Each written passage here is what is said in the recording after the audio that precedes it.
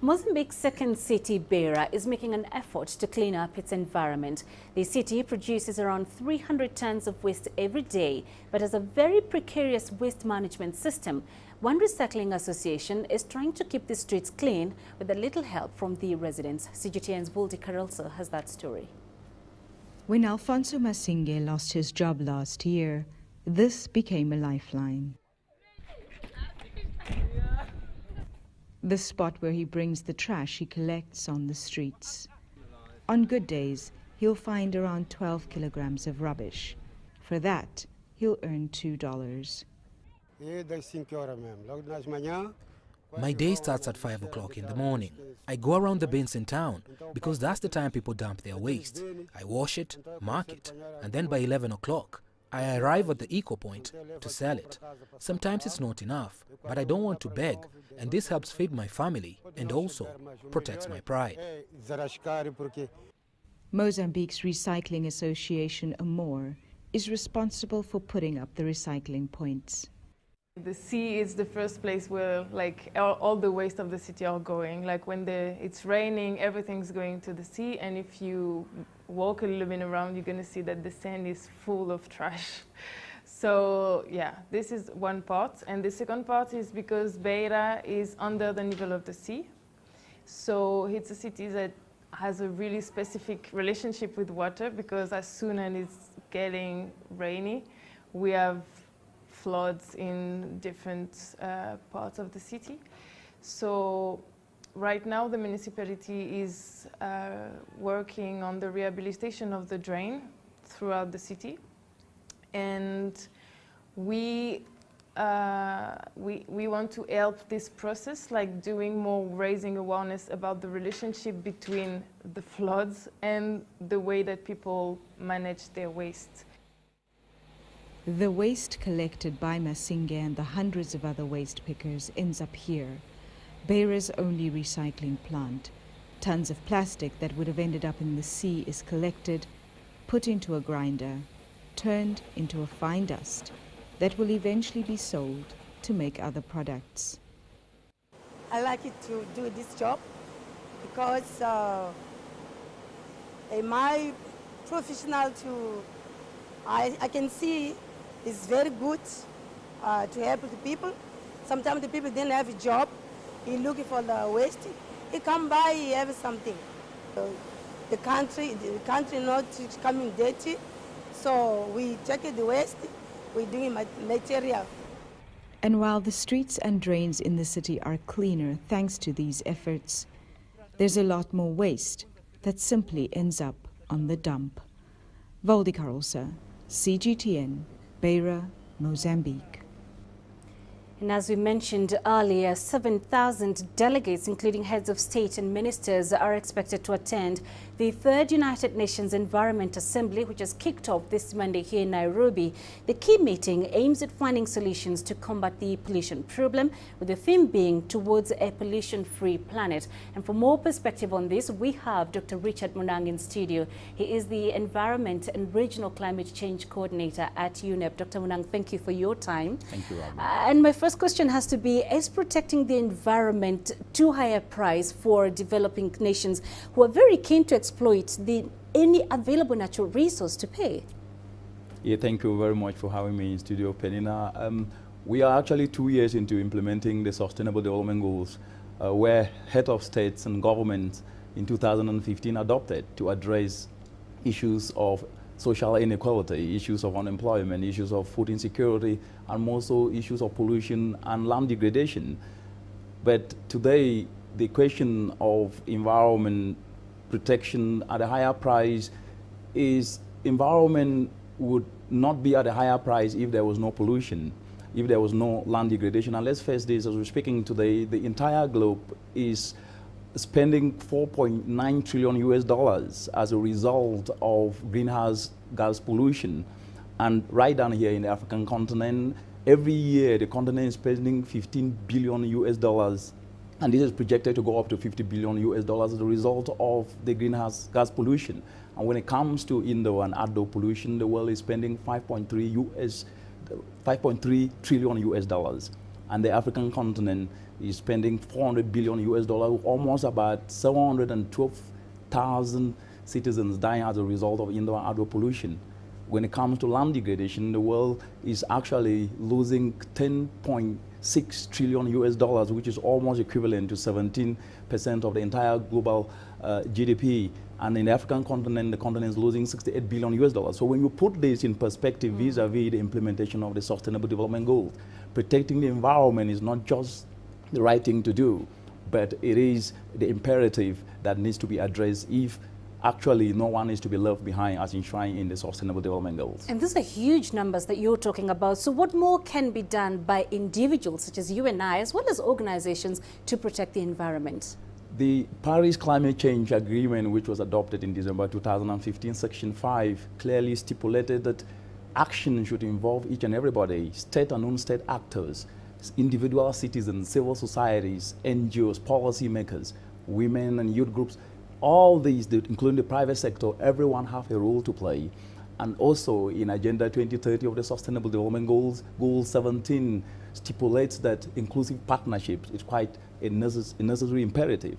And so as we speak today across the entire continent, there are already initiatives, some led by the UN Environment, like the Ecosystem-Based Adaptation for Food Security Assembly, with common intent is to bring each and everyone together, because if you can leverage the skills building on networks and already on ongoing initiatives and partnerships, we could be able to bring to the fore solutions. And these are already happening across the entire African continent. For example, in Sierra Leone, addressing policy gaps, the country has brought together the Ministry of Environment, the Ministry of Energy, the Ministry of Agriculture, and the Ministry of Finance to be able to put policies in place that can decentralize clean energy, which is not only helping to reduce indoor pollution that is killing a lot of people, but at the same time also help to add value to agricultural production.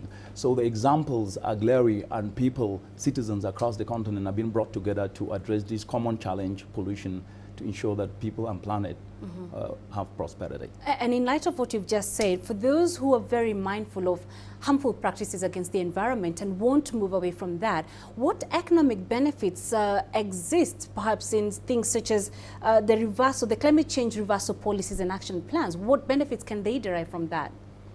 The Paris climate change was adopted as a result of so many countries coming together, and the African continent submitted what was called the National Determined Contributions, and these are merely plans to put in place to be able to drive low emissions development. And these plans, agriculture and clean energy carries almost about 70% of these plans.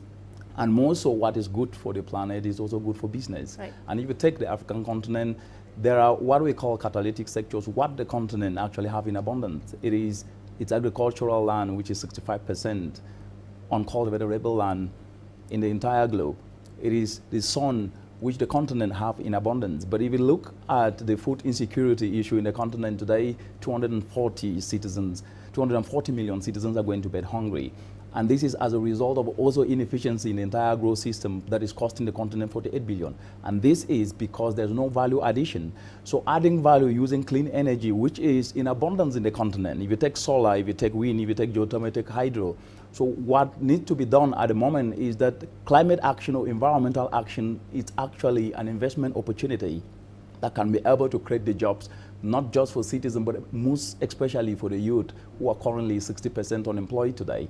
And examples across the continent, right down here in Kenya, where the example of Equipa, which is a mobile application combined with financial services and information communication technology, is not only helping to decentralize clean energy, but at the same time providing opportunities for kids to be able to study. And this is actually impacting almost about 400 citizens across the entire East Africa. And examples go on and on. So what is very important is that environmental action, seen as a solution to investment, and climate action as an investment opportunity, is the way for Africa not only to drive sustainable economic growth, but also ensure transformational change. And you mentioned 240 million people going hungry in Africa alone. That's huge. So when we talk about compensation avenues, such as carbon trading, for instance, talk to us about how those have helped to improve livelihoods of Africans.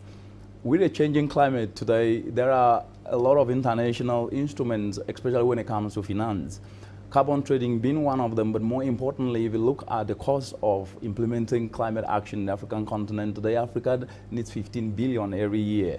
Africa will need 50 billion if the world was to hit 2 degrees, and as we speak today, the world is currently at 1.1 degrees, and so we're just 0.9 degrees shy away of the 2 degrees. This means that even if the Green Climate Fund, which is actually supposed to be capitalized up to $100 billion US, but I will speak today, is just about 10.3 billion US dollars. The continent of Africa still needs innovative ways to be able to generate internal revenue to implement this. And Article 9 of the Paris Agreement, Section 2, talks about voluntary contributions. And this then means, in addition to international mechanisms like carbon trading, like the Green Climate Change Fund, Africa then will have to leverage on its comparative strengths and start seeing how they can be able to raise revenue and invest it in areas that are catalytic. And this is already happening across the continent, where, for example, if you take Nigeria, they put in place what is called the Nigeria Incentive Risk Sharing Agricultural Lending.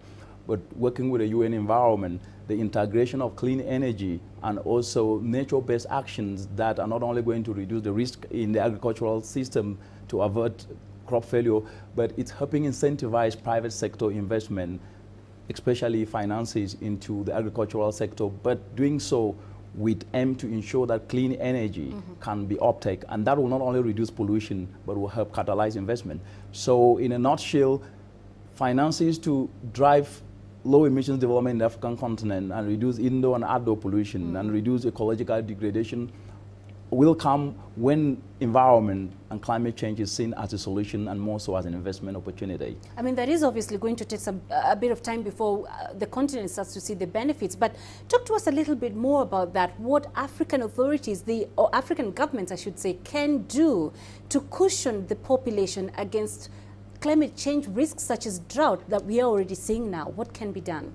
Very important question. Policy is the biggest driver of change, and already there are continental frameworks that are in existence. If you take the African Union Agenda 2063 with aim to create the Africa we want, if you take the Sustainable Development Goals and Agenda 2030 with intent to leave no one behind, these frameworks already exist, but what is needed at the moment is to domesticate these frameworks in such a way that implementation of these actions are not only reducing environmental pollution, but at the same time also creating opportunities. And this is happening already across the continent, utilizing what already exists and the framework that I mentioned earlier, that the UN environment in collaboration with the African Union and civil societies and NGOs and private sector created in 2015. The intent was to ensure that each and every one's skills matter, each and every one talent matter, each and every one network and partnership matter, and to be able to tap into these. Human capital sometimes outweigh financial capital, and so the skills being brought about, especially by the 60% of the youth in the African continent today, if you tap into their skills and focus that towards these catalytic areas of agriculture and clean energy, they will be able to drive transformational change, but to do so, we leverage on what already exists. Well, Dr. Munang, we appreciate those insights. Thank you so much for your time today. Thanks for having me. We had here in studio Dr. Richard Munang. He is the Environment and Regional Climate Change Coordinator at UNEP.